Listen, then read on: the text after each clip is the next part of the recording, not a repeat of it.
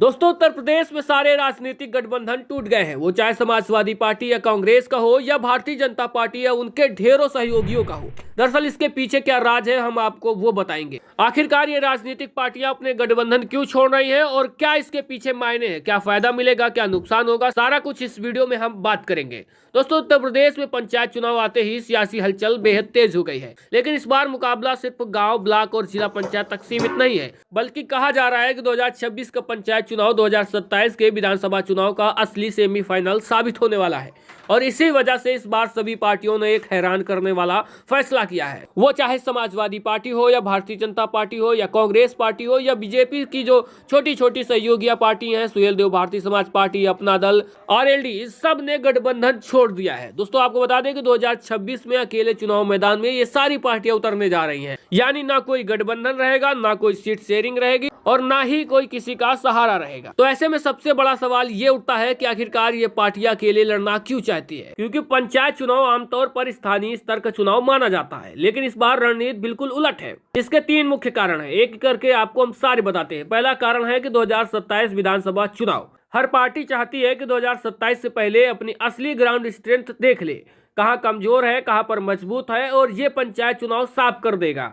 हर party को उसको आईना दिखाएगा कि आखिरकार उसे कहां काम करने की जरूरत है। और दूसरा, वोट बैंक की स्पष्ट तस्वीर, क्योंकि गठबंधन से वोट का असली ट्रांसफर पता नहीं चलता है। किस पार्टी के समर्थकों ने किस गठबंधन को वोट दिया, ये सारी चीजें चुनाव के समय नहीं तय हो पाती है जब गठबंधन में होते हैं।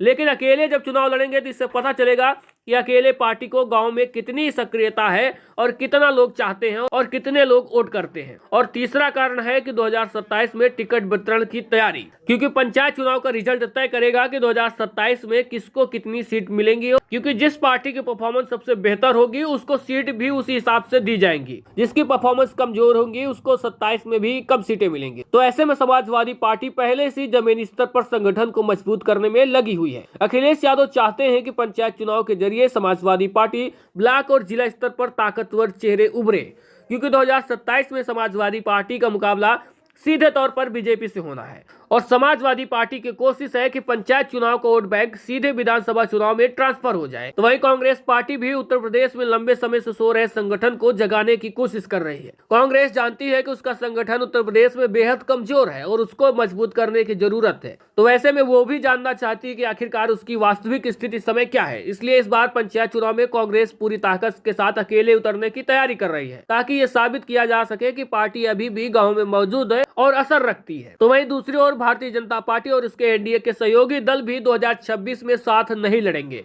भारतीय जनता पार्टी अकेले लड़ेगी और उसके जितने भी सहयोगी दल हैं वो भी अकेले चुनाव लड़ेंगे, जिससे साफ हो जाएगा कि आखिरकार कौन सी पार्टी कितनी मजबूती पर और कहां पर खड़ी है। क्योंकि बीजेपी भी चाहती है कि गठबंधन वाली राजनीति से हटकर अलग अपने कोर वोटर का बूथ स्ट्रक्चर तैयार किया जाए।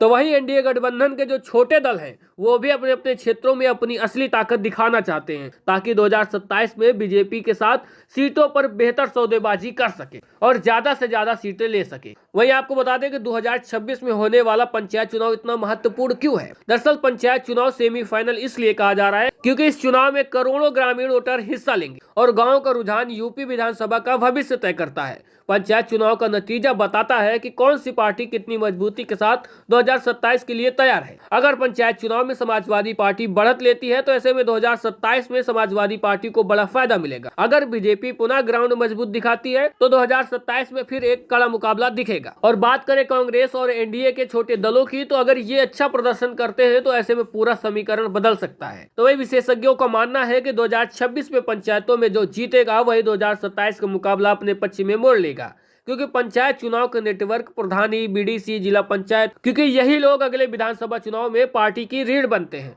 तो साफ है कि 2026 में पंचायत चुनाव के हल्के में नहीं लिया जा सकता है। और सिर्फ गांव का चुनाव ही नहीं, ये 2027 की सत्ता का दरवाजा है। यूपी की राजनीति का असली ग्राउंड टेस्ट है और ये तय करेगा कि जो 2026 जीतेगा वही 2027 में बाजी पलटने की ताकत रखेगा। ये देखना दिलचस्प होगा कि आखिरकार कौन सी पार्टी गांव की गलियों से लेकर विधानसभा तक अपनी लहर बना पाती है। फिलहाल के लिए बस इतना ही। अगर आपको भी हमारे वीडियो में दी गई जानकारी अच्छी लगी है तो ज्यादा से ज्यादा लाइक और शेयर कर दीजिएगा, और साथ में अभी तक चैनल को सब्सक्राइब और फॉलो नहीं किया है तो सब्सक्राइब और फॉलो भी जरूर कर लीजिएगा।